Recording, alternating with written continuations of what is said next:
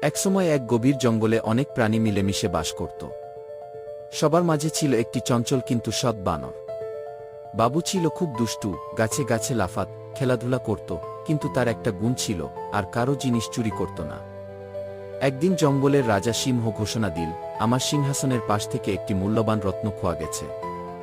যে খুঁজে এনে দিবে তাকে পুরস্কৃত করা হবে। সব প্রাণী খোঁজাখুঁজি করতে লাগল, কিন্তু কেউই কিছু পেল না।